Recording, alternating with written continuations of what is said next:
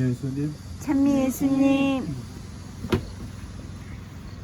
오늘 모니카 성녀 축일인데 내일은 아구스티노 성인 축일이죠. 우리 4세기경에 아주 뛰어난 교회 학자로 교회를 이끌었던 아구스티노 성인, 그분의 위대한 업적을 저희는 두고두고 기념하고 있는데, 오늘 모니카 성녀 기념일을 보내면서 문득 드는 생각이 이런 겁니다. 모름지기 위대한 사람, 그분이 있기 위해서 꼭 햇살처럼 등장하는 사람이 있으니 바로 그 위대한 분들의 어머니입니다. 알려져 있던 알려져 있지 않던 그 어머니의 그 아들 또는 그 딸이라고 우리가 기억하면 어떨까 생각이 듭니다. 한 사람의 인생을 좌우하는 가장 중요한 인물이 있다면 사실은 어머니 그 역할이지 않겠습니까? 그런 의미에서 오늘 모니카 성녀는 보이지 않게 아구스티노 성인의 그림자처럼 그분의 삶을 준비시켜줬던 분이라고 생각한다면, 우리들도 우리 자녀들이 어떤 사람이 될 수 있는지에 대해서 우리가 한번 되돌아보는 계기로 오늘 모니카 성녀 기념일을 보냈으면 하는 제안을 드립니다. 오늘 복음 말씀은 어제의 연장선 2탄입니다. 어제 말씀드렸다시피 종교인의 책무와 정치인의 책무는 서로 연결되어 있을 뿐만 아니라 같은 목적을 추구하고 있다고 말씀을 드렸어요. 그래서 오늘 그런 이 불행하다고 선언하는 율법학자들과 바리사이들은 오늘날 종교 지도자들 또는 사회에 명망 있는 지도자들 또는 경제, 문화, 교육, 의료 이런 분야의 리더라고 할 수 있고 인플루언서라고 하는 사람들 모두에게도 해당되는 말이고, 특히 정치적 책임을 지고 있는 정치인들에게는 더욱 무거운 말씀으로 다가오는 측면이 있다.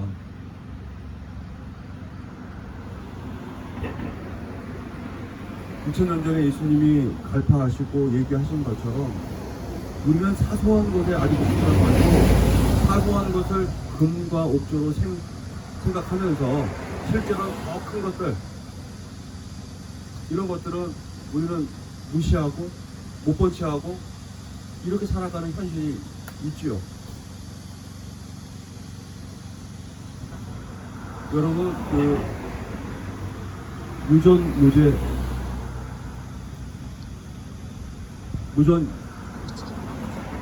유죄라는 그 말 기억하시나요? 그 말 누가 하는지 아세요? 살인범인데 이름은 생각이 안 나요. 지강헌이라고 하는 지강헌. 1988년 10월에 북가자동, 지금의 연희동 근처죠. 거기서 인질극을 벌리다가 결국은 경찰이 쏜 총에 사망에 이른 지강헌이 그 인질극을 벌이면서 목놓아 외쳤던 얘기예요. 돈 있는 사람들은 다 무죄고 우리처럼 배운 것 없고 가진 것 없는 사람들만 10년 20년 복역을 해야 되는 이 현실이 자기는 억울하다고 그렇게 외쳤지 않았습니까? 그래서 마지막에 이 사람은 그 홀리데이라고 하는 비기스 노래를 틀어달라고 토마토 케이크를 그러고 죽고 간 사람이에요. 근데 그 88년도 있었던 일이니 몇 년 됐습니까? 30년.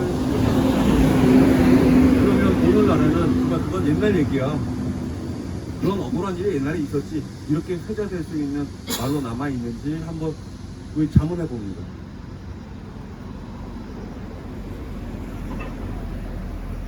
지금 민주당 당대표로 선출된 이재명 씨가 지난 대선 때 부인이 쓴 법인카드 20몇만 원, 그것 때문에 검찰에 수원에서 엄청나게 조사를 받고 기소되지 않았습니까? 선거법 위반으로.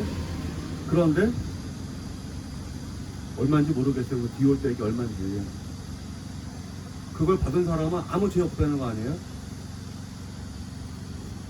죽은 지강원이 무덤에서 다시 계실 거예요. 그렇지 않습니까? 원주 교구장을 초대 교구장을 지내셨던 지학순 주교님 기억하실 거예요. 그분이 74년도에 원주 교구장으로 갔을 때 그 당시 어떤 일들이 있었냐 하면 아주 그 당시 버스 비용이 10원이었을 때인데 10원. 그래서 저도 기억이 나요. 그 버스 요금이 10원이었는데 그때 차장이 있었어요. 여자 차장들이 오라이 해야 가는 거잖아요, 버스가. 근데 그 10원, 20원 하는 버스 요금을 삥땅을 했다고 옷을 벗기고 삥땅한 사실을 추궁하고 그거를 몸 검색을 했던 것이 만연했던 시대예요. 그 10원 삥땅했다고 그 모욕을 주고 그냥 옷을 발가 벗기고 그 추모를 주는 것을 당연하게 여겼던 버스회사 사장들, 그때 지하순 주교님이 뭐라고 하셨냐, 10원 삥땅하는 거 죄 아니라고 그랬어요. 너희들은 100만원, 1000만원, 1억씩 삥땅하면서 어떻게 10원 삥땅한 사람 죄 있다고 얘기를 하냐고. 그건 죄 아니라고 지하순 주교님이 그 버스 안내양들을 두둔했어요.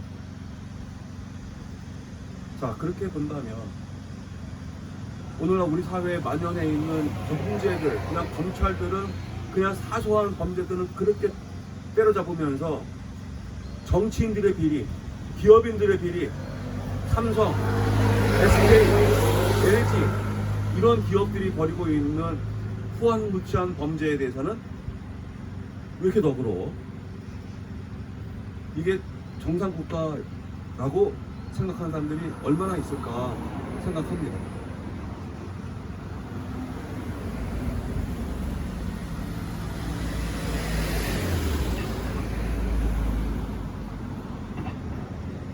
사람들은 저마다 자기 앞가림에 바꿔서 다른 사람들을 볼 겨를이 없어요. 겨를이. 그 예전에, 지금은 스타킹 별로 안 신고 다니지만 스타킹을 꼭 신고 다녀야 했던 80년대 한번 생각해 보세요. 스타킹이 댄싱이 간단 말이에요. 그러면 댄싱간 스타킹을 신은 그 숙녀들은 전전긍긍하는 거예요. 남들이 내 댄싱간 스타킹만 볼 거라고 생각하니까. 근데 아주 아이러니하게 아무도 안 봐. 아무도 자기 것만 보느라고 남의 스타킹이 댄싱 갔는지 어떤지 관심도 없고 아무도 안 본다. 그게 현실이잖아요. 맞죠? 제가 여러분에게 묻겠습니다. 해가 동쪽에서 뜹니까? 서쪽에서 뜹니까? 그 묻는 내가 이상하지. 당연히 동쪽에 뜬다고 생각하잖아요. 그게 틀렸죠. 해는 동쪽에 뜨는 게 아니야. 지구가 도는 거지. 그렇죠? 지구가 돈다는 거 알고 있지 않습니까? 근데 지구가 돈다는 거 언제부터 알았어요? 옛날부터 알았지. 우리가 태어나기 전부터. 아니에요. 이번 17세기 갈릴레오가 종교 재판을 받잖아요. 지구가 돈다고 하는 학설을 퍼뜨린다는 이유로. 근데 갈릴레오는 항변해. 내가 한 말 아니야, 이거. 이미 내가 지구는 돈다고 얘기했지만 나보다 300년 전에 15세기에 코페르니쿠스라고 하는 천주교 신부가 이 우주의 중심은 지구가 아니고 태양이라고 이미 얘기했어. 그리고 그 얘기는 코페르니쿠스가 처음 한 것도 아니고 이미 기원 전에 그리스의 철학자가 얘기를 했어. 세상은 지구를 중심으로 도는 게 아니고 태양을 중심으로 돈다고. 그런데도 유죄 판결을 받은 거예요, 갈릴레오는. 그리고 요한 23세, 요한 바로 2세가 공식적으로 사과를 한 거예요. 그 유죄 판결에 대해서 정말 교회가 잘못했다. 그래서 유죄 판결을 무효화시킨 거예요. 교회의 오류라고 얘기한 거죠. 코페르니쿠스가 이제 재발견했다고 해요. 지동설의 핵심 인물로 여겨지고 있어요. 코페르니쿠스, 폴란드 출생의 천주교 신부였어요. 근데 이 양반도 자기가 지동설을 얘기하기가 겁이 나고 어려움이 있어서 죽기 직전에 책을 출판을 합니다. 지구가 돌고 있다는 얘기를. 그게 이제 사후에 평가를 받게 되면서 지동설이 이제 들어오게 됐죠. 지금은 상식이 됐습니다. 그렇죠? 세상의 중심은 지구가 아니었어. 태양이었어. 그런데 아직도 천동설을 신봉하는 사람들이 우리 주변에 엄청나게 많아요. 왜 천동설이라고 말씀을 드리냐? 세상은 나를 중심으로 도는 거야. 내가 중심이야 세상에. 제 말 틀렸나요? 마치 천동설의 세계관을 가지고 모름지기 지구가 중심이지 우주에 다 지구를 중심으로 도는 거야 라고 여겼던 사람처럼 세상은, 인생은 나를 중심으로 돌아야 돼. 하느님도 나를 중심으로, 하느님 나를 보살펴야 되는 분이야. 이렇게 여기는 거야. 부모, 배우자, 자녀, 이웃, 친구 할 것 없이 모든 세상은 그 정점에 내가 있어야 되는 거야. 세상은 나를 중심으로 보아야 한다고 여기는 사람들은 여전히 천동설의 세계관 속에 살고 있는 사람인 거죠. 태양이 떠도 나를 위해 뜨는 것이고 별이 떠도 나를 위해 뜨는 것이고 이렇게 여기는 사람이야. 저기 들판에 핀 꽃을 보더라도 그 꽃은 나를 위해서 펴줘야 되는 거야. 얼마나 자기중심적이고 이기적인 사고방식과 삶입니까? 여기에 신앙이 덧붙여집니다. 나는 중요한 사람이야. 중요한 사람 맞아. 그러니까 하나님이 소중하게 여기죠. 나는 왜 중요한지, 내가 세상을 구하는 그 사람이기 때문에 중요한데, 나는 세상의 구원은 관심이 없어. 나만 잘 먹고 유대해지고 성공하고 꼭대기에 올라가면 그만인 것이지. 그것만큼 행복한 것이 없어. 이렇게 극단적인 자기 중심주의의 세계에 빠져들게 됩니다. 거기에 일종하는 게 또 종교예요. 종교에는 이러저러한 규율들을 잘 준수하면 당신은 위대한 사람이 된다고까지 얘기를 해줘. 그러니 우리는 교회에서 요구하는 여러 가지 덕행과 수독 생활들을 성실히 수행함으로 해서 우리는 뿌듯한 자긍심을 갖게 됩니다. 나는 보통 사람은 다른 사람이 되는 거예요. 그러니 나를 중심으로 돌고 있는 이 세상에 나는 확실한 중심 위치에 서는 것이 당연하게 되는 겁니다. 오늘 11조 얘기 나오죠. 이 11조 철저히 지키는 종교 집단들이 우리나라에 있어요. 저는 그 군종신부를 역임을 했었는데 90년대 군종신부였을 때 그때 개신교 신자한테 직접 들은 얘기예요. 서울에 어떤 교회가 있는데 거기는 11조 가지고는 명함을 못 내린다는 거예요. 그럼 뭐 어떻게 하냐? 그건 5분의 1, 5일조를 낸다는 거예요. 그 명단을 5일조를 내는 신자 명단을 그 게시를 한다는 거예요. 매주 그 앞에다가. 그렇게 해야 하느님의 의성을 더블로 받는 거예요. 더블로. 이 말을 믿어야 되는 건가? 이 11조의 시작은 이런 거예요. 전쟁에 가면, 전쟁에서 이기면 전리품을 챙기잖아요. 전리품 다 제 몫을 챙기는데 당연히 전리품을 챙기는 계급 순서가 있을 거 아니야. 제일 많은 몫을 가져가는 사람은 지휘관일 거예요. 지휘관, 대장. 그 대장 밑에 있는 사람들이 순차적으로 전리품을 챙겨요. 전리품의 몫은 그 이긴 군대의 몫이야. 그 이긴 군대의 최고 사람들이 순차적으로 가져갔던 거예요. 그런데 어느 생각해보면 우리가 누리고 있는 이 모든 것들은 원래 내 것이 아니었어. 하느님이 걷어준 거야.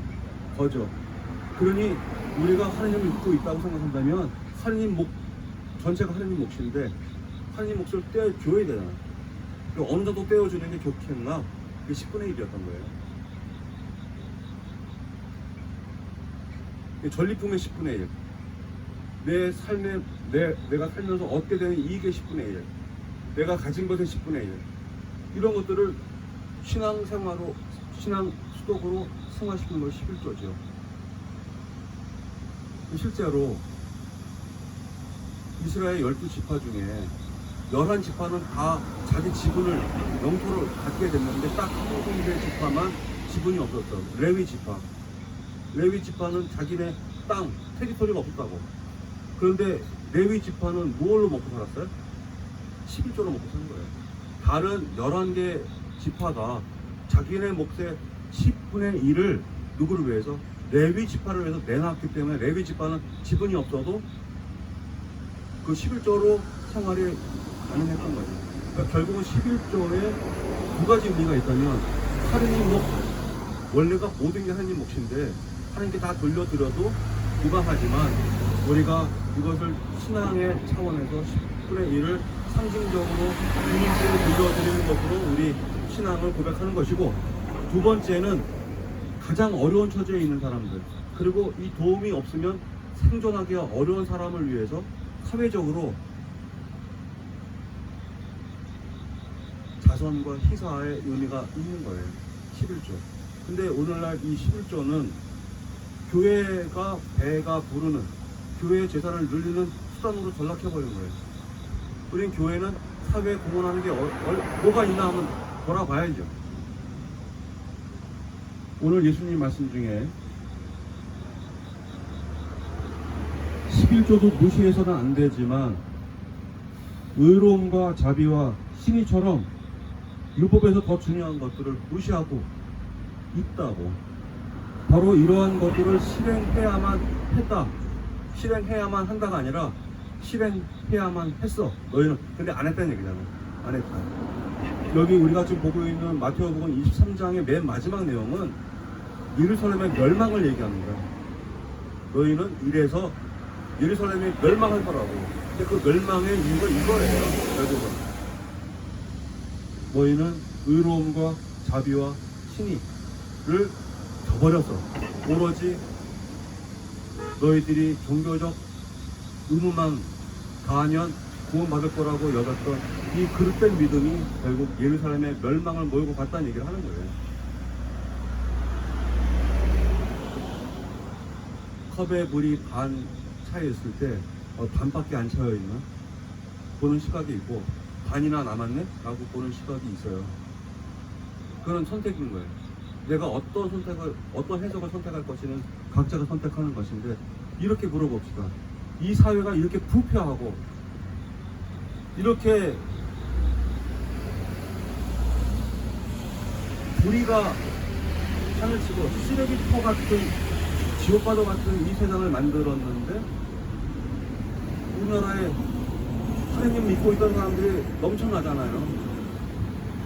이거를 물잔의 차이는 반이라고 본다면 그나마 이렇게 있으니까 이 정도라고 볼 수도 있고, 신앙인들, 그리스도인들 이렇게 많은데 어떻게 이럴 수가 있느냐고 얘기할 수도 있잖아요. 두 가지 해석이 다 가능해요. 우리 정치 지도자들 중에서 성당 교회 다니는 사람이 얼마나 많습니까? 근데 그 사람들이 자기가 믿고 있는 신앙을 자기 정치 영역에서 또는 경제 지도자들, 경제 영역에서 또는 사회 지도자들, 교육 지도자들은 자기 영역에서 자기의 신앙을 그렇게 10분 발휘하면서 그 신앙의 덕목과 신앙의 위치, 신앙의 기준대로 그렇게 사는 사람들이 얼마나 되나 우리 되돌아봐야 되지 않겠습니까? 싸잡아서 얘기하기는 쉽지만 이제 아픈 얘기를 해야 한다면 이런 겁니다. 가톨릭에도요 경제인 모임이 있어요. 소위 중소기업, 대기업의 CEO들 중심으로 모여있는 그 모임에는 주교님들이 다 그 모임을, 그리고 그 사람들 모여서 호텔에서 식사하고 정기적으로 골프 치러 다니고, 그러면 지금 국회에 육성한 국회의원들 모임 없을까요? 천주교 국회의원들 모임 있죠? 근데 그 사람들이 정말 천주교 신자로서 교회가 요구하고 있는 사회교리나 교회가 요구하고 있는 그런 방법들을 자기 정책 영역에서 거짓없이 그렇게 성실하게 수행하려고 하는 이런 사람들이 얼마나 있는지 우리는 되물어야 되는 거잖아요. 제가 예전에 여기서 강론 때 언급했던 분이 있는 것 같은데, 우리 판사 중에 김홍섭 바오로라는 판사, 제가 한번 언급한 적이 있을 거예요. 그분은 법관으로 죄수들에게 유죄 판결을 내리고 심지어는 사형 선고도 내린 적이 있는데, 이분은 자기가 사형 선고를 내는 사형수를 매주 접견, 교도소를 찾아가잖아요. 이분은 관용차를 한 번도 탄 적이 없는데, 한 번은 버스를 타고 가다가 지갑을 놔두고 온 거예요. 그 10원짜리 토큰을, 아니 10원짜리 그 버스를 내지 못해가지고 그 버스 안내한테 양해를 구했대요. 아, 내가 지금 깜빡하고 지갑을 놓고 왔는데 내가 내일 2배로 주겠다. 근데 뭘 믿고 2배로 지금 공짜로 내리겠다는 거냐. 내가 지금 법관이라고. 법관 같은 소리 하니까 법관이 언제 버스 타고 다니는 법관이 있냐고 이렇게 수모를 겪었다는 거 아니에요. 이분은 그렇게 소탈하게 고무신 신고 다니는 법관, 버스 타고 다니는 법관이었다. 그분이 그렇게 살았던 이유는 오로지 예수님 때문에, 복음 때문에.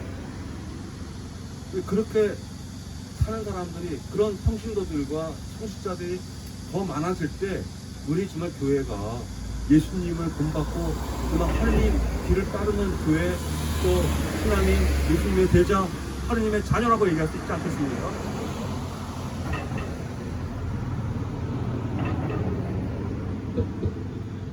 김은 작가 아시죠, 여러분? 그분이 최근에 산문집을 써냈는데, 그 산문집에서 그 세월호 10주기를 맞이한 올해 4월 달에 한겨레 신문에 그 기고한 글이 거기 실려 있어요. 여러분 한번 그 인터넷으로 찾아보시면 그 기고문 다시 보실 수 있을 텐데, 세월호는 여전히 기울어져 있다라는 그 대목에 그분이 언급하는 대목이 있는데 그냥 제 심장을 꿰뚫게 아팠어요. 거기는 어떻게 써있냐면 그 중대재해법 그걸 언급하면서 지난 2013년부터 2023년까지 10년 동안 산재사고, 그 중에 사고 난 거 빼고 죽은 사람만 10년간 몇 명인지 언급을 하고 있어요. 19,600명, 2만 명에 가까운 사람이 죽었다는 거예요. 저도 깜짝 놀라서 통계표를 찾아봤더니 평균 1년에 2,000명이 죽어요. 일하다가 죽는 거야.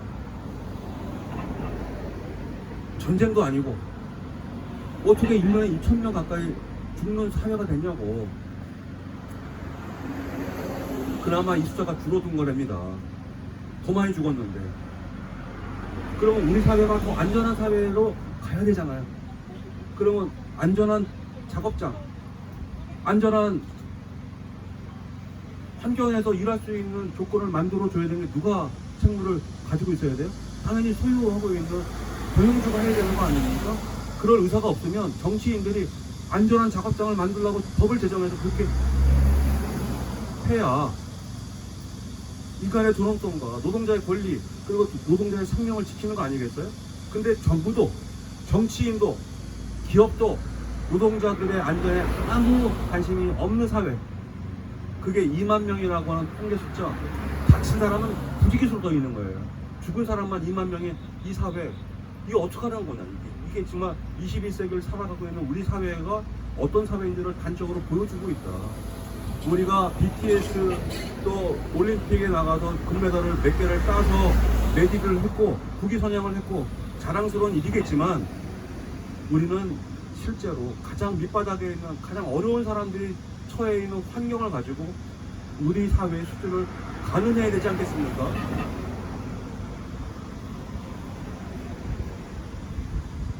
교회 신자가 10%, 20% 늘었다. 재산이 늘었다. 성당 더 많이 지었다. 교회 더 많이 늘었다. 이게 뭐가 중요합니까? 노동자들은 언제 내가 죽을지 모르는 일터에 밥을 먹기 위해서 그 목숨을 걸고 일터로 나가는데 우리는 그런 게 눈에 보이지 않아요. 정의? 공정? 그런 게 밥 먹여주냐고 이렇게 얘기를 하잖아요.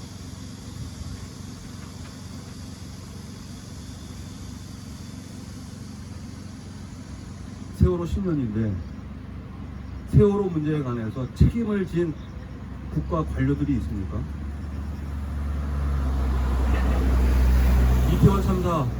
2년 전에 있었는데 이태원 참사에 대해서 내가 정말 책임을 가진 사람으로서 풍존하게 책임을 느낍니다. 내가 잘못했습니다라고 사죄하는 사람 있습니까? 얼마 전 화재가 난 그 리튬 이온 배터리 공장에 노동자들이 죽었는데 정말 내가 석고대죄 하겠다고 하는 사람 있었습니까? 얼마 전에 부천에서 호텔에서 화재가 나서 19명 부상 죽거나 다쳤잖아요. 7명이나 죽었습니다. 근데 그 문제에 관해서 정말 책임있게 사과하는, 더 안전한 사회를 만들겠다고 다짐하는 이런 사람들이 왜 없을까? 우리는 이런 점에서 우리가 고백하는 신앙은 자기 완성을 위한 신앙이 아니에요. 우리 사회가 더 진보하고 모든 사람들의 인간의 존엄함이 증진되고 더 이상 억울한 사람, 또 일하다가 죽지 않는 그런 삶을 한 발짝 한 발짝 더 나아가기 위해서 우리가 신앙생활을 하는 것인데, 우리는 세상에 눈 감고 우리는 오로지 자기의 일심영달에만 관심을 갖는 천동설의 세계에 갇혀서 지내고 있지 않는가, 우리가 되돌아볼 필요가 있을 것 같습니다.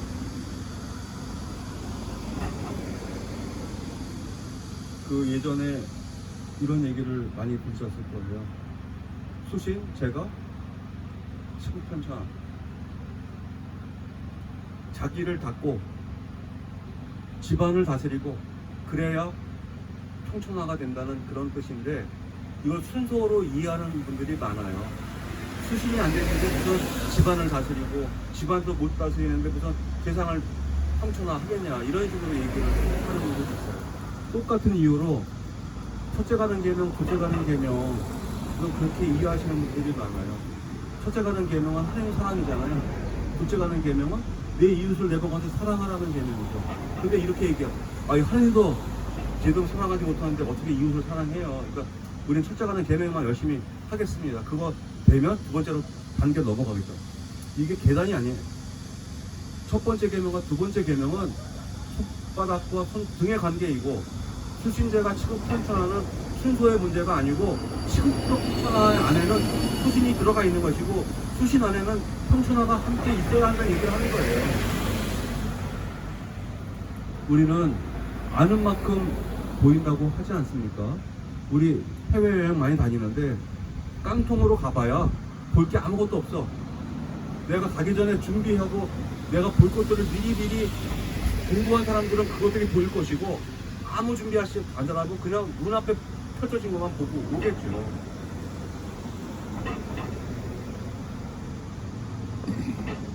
천동설과 지동설 세계의 말씀을 드렸는데, 우리는 세상의 중심이 아닙니다. 유감스럽게. 세상의 중심은요, 가장 약한 사람이 세상의 중심이에요. 그리고 하느님은 가장 약한 사람들과 함께 계시는 분이에요.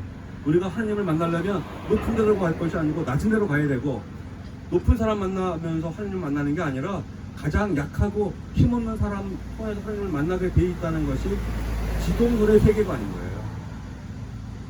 세상의 중심은 하느님, 내가 아니고. 우리는 그것을 고백하는 신앙인이어야 되겠고, 그러기 위해서는 하느님께 바치는 예물보다 더 중요한 것은 우리가 보여야 되는 자유와 공정과 정의, 이것이 내가 어떤 사람인가, 하느님 앞에 내가 어떤 사람인가를 증명해주는 유일한 통치이 된다는 사실을 다시 마음속에 새기고 기억하면 좋겠습니다. 아멘.